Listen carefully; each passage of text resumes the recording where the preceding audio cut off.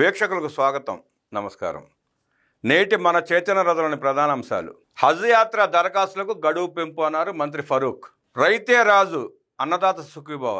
కూటమి ప్రభుత్వం ఎన్నికల సమయంలో ఏదైతే సూపర్ 6 హామీలు ఇచ్చిందో దాంట్లో ప్రధానమైన హామీ అన్నదాత సుఖీభవ కింద 20,000 రూపాయలు ఇవ్వటం. ఆ 20,000 రూపాయల హామీని నెరవేర్చిపోతుంది కూటమి ప్రభుత్వం.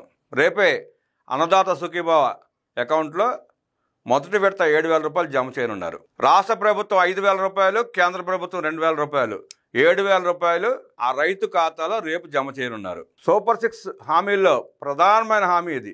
రైతులకు అండగా నిలిచే హామీ ఇది. కష్టాలు నష్టాలు ఎదుర్కొంటున్న రైతులకు చేదోడుగా ఉండాలా, అండగా ఉండాలన్న ఆలోచనతో ఆనాడు కూటమి నాయకులు చంద్రబాబు నాయుడు గారి నాయకత్వంలో ఆలోచన చేసి ప్రవేశపెట్టిన మంచి పథకం ఇది. జగన్మోహన్ రెడ్డి ఆ రైతులను మోసం చేస్తే కూటమి ప్రభుత్వం వచ్చిన తర్వాత చంద్రబాబు నాయుడు గారు ఆ రైతులకి ఎలా అండగా ఉంటున్నారో, ఆ రైతాంగాన్ని ఎలా కాపాడుకుంటున్నారో రాష్ట్రంలో ఉన్న ప్రతి రైతు చూస్తున్నాడు.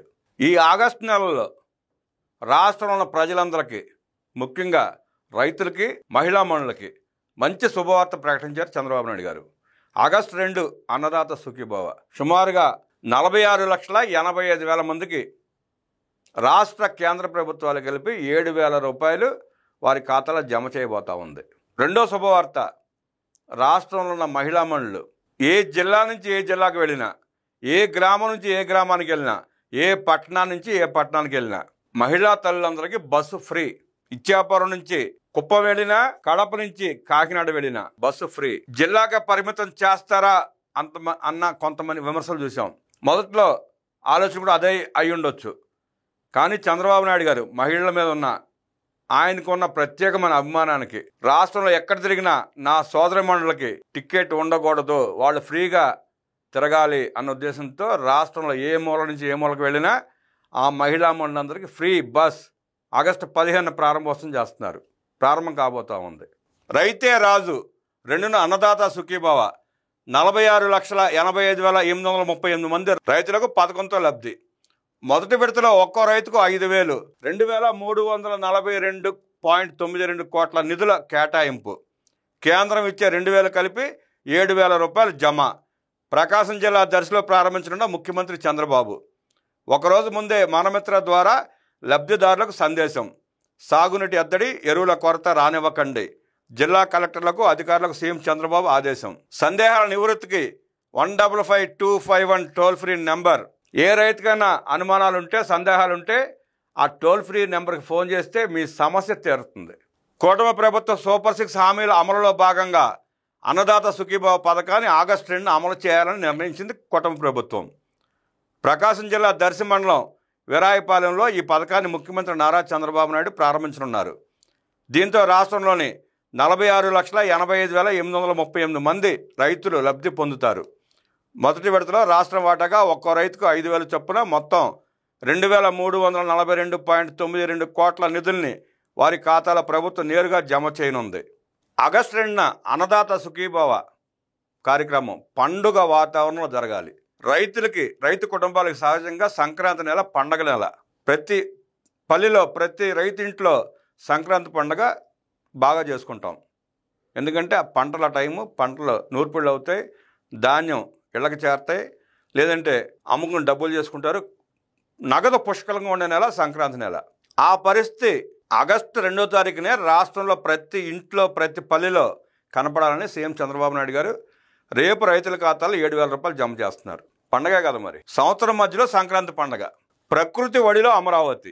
చంద్రబాబు నాయుడు గారికి పచ్చడి మొక్క అంటే ఎంత ఇష్టమో అందరికీ తెలుసు.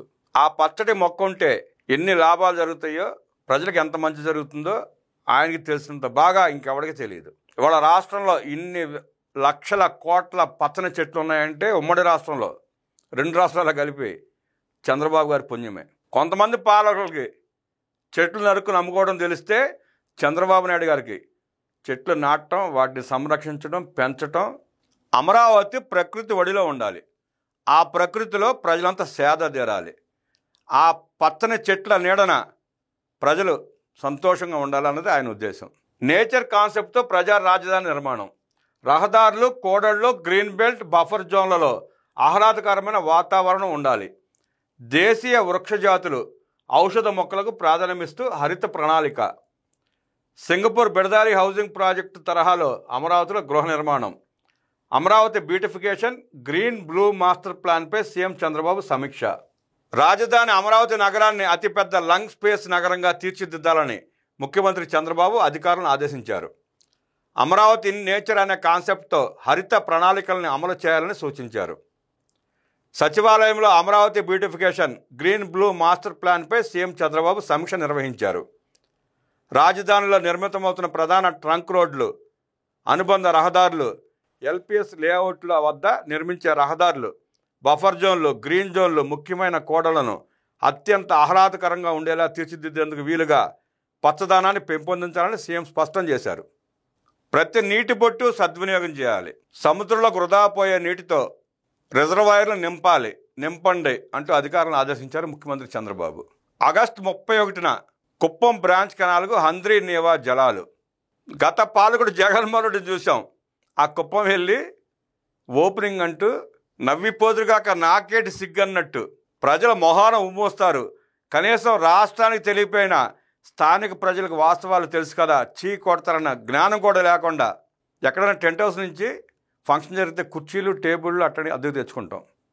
జగన్మోహన్ రెడ్డి గేటు అద్దెకు తీసుకొచ్చి పెట్టి, పొద్దున్న గేటు తీసుకొని అద్దెకు పెట్టి కొబ్బరికాయ కొట్టి ఒక ట్యాంకర్ నీళ్లు పోసి ప్రారంభోత్సవం అన్నాడు.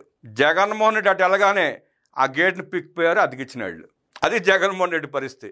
జగన్మోహన్ రెడ్డి లాంటి కామెడీ పొలిటీషియన్ని స్వతంత్రం వచ్చినాక భారతదేశం కాదు ప్రపంచం చూసి ఉండదు. అంత కమెడియన్. ప్రాజెక్టులో నీటి నిల్వలపై ముఖ్యమంత్రి చంద్రబాబు సమీక్ష. జగన్మోహన్ రెడ్డి ఏనాడు సమీక్ష చేసిన పాపన పోల. చంద్రబాబు నాయుడు గారు టైం బాండ్ పెట్టి పట్టిసీమ కట్టి 1400 కోట్ల రూపాయలతో పట్టిసీమ ప్రాజెక్ట్ కంప్లీట్ చేసి కృష్ణా డెల్టాని ఆదుకుని సుమారుగా 35,000 కోట్ల రూపాయల పంటను పండించాడు ఆయన తన పాలనలో. జగన్మోహన్ రెడ్డి పాలకుడైన తర్వాత ఆ పట్టిసీమ నుంచి కూడా నీళ్లు ఇవ్వటాక మనసొప్పక ఎక్కడ నీళ్ళిస్తే చంద్రబాబు గారికి పేరు వస్తుందన్న దుర్బుద్ధితో, దుర్మార్గమైన ఆలోచనలతో రైతులు నీళ్ళు ఇవ్వాల. కృష్ణా డెల్టాలో రెండో పంట పండకుండా ఆపేసిన అత్యధిక సంవత్సరాలు జగన్మోహన్ రెడ్డి పాలనలోనే. స్వతంత్రం వచ్చినాక ఎప్పుడు కృష్ణా డెల్టా రెండో పంటకు నీళ్లు లేకుండా పోలా. రాష్ట్రంలో ఎక్కడ రెండో పంట లేకపోయినా కృష్ణా డెల్టాలో నీళ్లు ఉండేవి. కృష్ణా డెల్టాలో వరి పండేది. అలాంటి కృష్ణా డెల్టాని నాశనం చేసిన దుర్మార్గపు పాలకుడు జగన్మోహన్ రెడ్డి. నేడు చంద్రబాబు నాయుడు గారు ప్రతి నీటి బొట్టుని సద్వినియోగం చేయాలని, సముద్రం పాలు కాకుండా ఎలా చేయాలో అధికారులకు దిశానిర్దేశం చేస్తూ తన పాలనా దక్షతని నిరూపించుకుంటున్నారు. జగన్ మాఫియా వల్లనే ప్రజల భద్రతకు ముప్పు. జగన్ రెడ్డి వల్ల, జగన్ రెడ్డి ముఠా వల్లే ప్రజలకు ఎప్పుడు ముప్పే. రాష్ట్రానికి ముప్పు ఏర్పడింది. రాష్ట్రానికి అడ్డగోలుగా దోచేసుకున్నాడు. ఆ అడ్డగోలుగా దోచుకున్న డబ్బులతో అరాచకాలు చేస్తున్నాడు.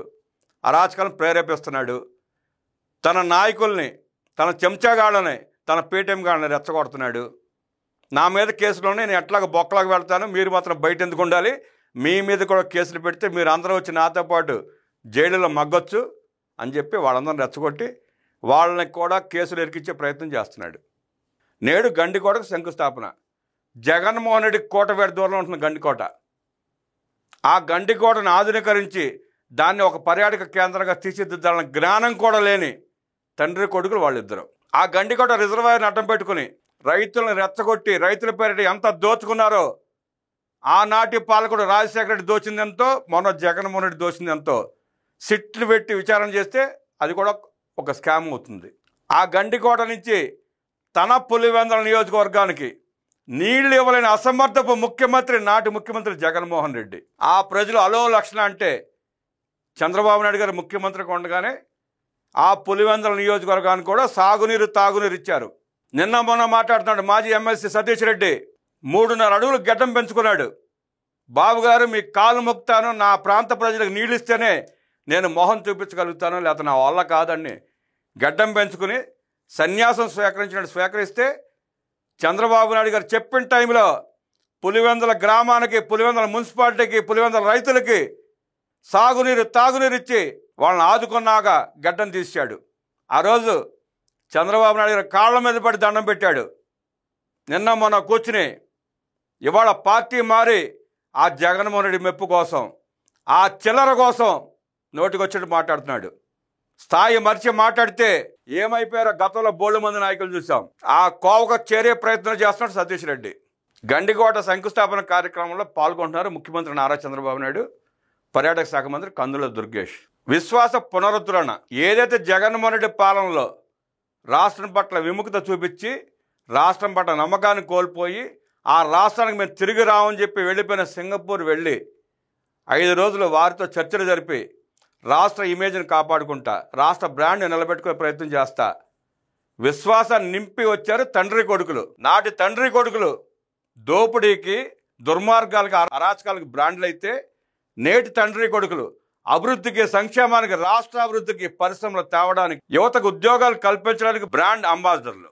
5 రోజుల పర్యటన సందర్భంగా సింగపూర్ ప్రభుత్వాన్ని, సింగపూర్ ఉన్న పారిశ్రామికవేత్తలని, గతంలో జరిగిన పొరపాటును సరిదిద్దుతా, బ్రాండ్ విలువను కాపాడుకుంటా ప్రభుత్వాన్ని ఒప్పించి రాబోయే 5 ఏళ్లలో 45,000 కోట్ల రూపాయలు పెట్టుబడులు పెట్టడానికి ఒప్పించి వచ్చాడు నారా లోకేష్. ఏదైతే మాకు వద్దు ఈ ఆంధ్రప్రదేశ్ మీద రాము అంటూ వెళ్ళిపోయిన దేశాన్ని మెప్పించి ఒప్పించి 45,000 కోట్ల రూపాయలు పెట్టుబడులు పెట్టడానికి అంగీకరింపజేసి దమ్మున్న మగాడిలా తిరిగి వచ్చాడు ఆంధ్రప్రదేశ్కి. జగన్ రెడ్డి సింగపూర్ వెళ్తే ఏం చేస్తారో మీరు ఆలోచించుకోండి. సరదాగా జగన్మోహన్ రెడ్డి సింగపూర్ ట్రిప్ వెళ్ళి రమ్మని తెలుస్తుంది. ఎలాంటి సన్మానాలు జరుగుతాయో. ఎప్పుడు సుస్థిర ప్రభుత్వంతోనే అభివృద్ధి జరుగుతుంది. 5 ఏళ్ళు చంద్రబాబు నాయుడు గారికి అధికారం ఇస్తున్నాం. ఆయన చక్కగా పరిశ్రమలు తీసుకొస్తున్నాడు, రోడ్లు బాగు చేస్తున్నాడు, రైతులకు అన్ని మంచి పనులు చేస్తున్నాడు, ప్రాజెక్టులు కడుతున్నాడు, చక్కగా డబ్బులు మూటగట్టి ట్రెజరీలు దాచిపెడుతున్నాడు. తర్వాత ఇంకోటి గప్పు చెప్తున్నాం, సన్నాసులు గప్పు చెప్తున్నారు ఎప్పటికప్పుడు. గతంలో సన్నాసులు గప్పు చెప్పారు, మొన్న సన్నాసు గప్పు చెప్పారు. ప్రభుత్వం మారగానే అవుతుంది. చంద్రబాబు నాయుడు గారు సృష్టించిన సంపదనంతా శవాలను పీక్కు తిన్న కుక్కలాగా పీక్కు తిని రాష్ట్రాన్ని ముంచేసి దివాళా తీసి పారిపోతున్నారు. మళ్ళీ ఆ భారం చంద్రబాబు నాయుడు గారి మీద పడుతుంది. ప్రజలు ఆలోచించుకోవాలి. సుస్థిరంగా 2 దశాబ్దాలు కూటమి నాయకులు పవన్ కళ్యాణ్ గారు చెప్పినట్టు చంద్రబాబు నాయుడు గారికి 2 దశాబ్దాల నాయకత్వం కంటిన్యూగా అప్పచెప్తే ఈ రాష్ట్రం ఏ స్థాయిలో ఉంటుందో ఊహించడానికి కూడా ఊహలకు కూడా అందదు. అంత అద్భుత నగరంగా తీర్చిదిద్దాడు ఆయన. ఆంధ్రప్రదేశ్ మొత్తాన్ని సిలికాన్ వ్యాలీ చేస్తాడు, దాంట్లో ఎలాంటి సందేహం లేదు.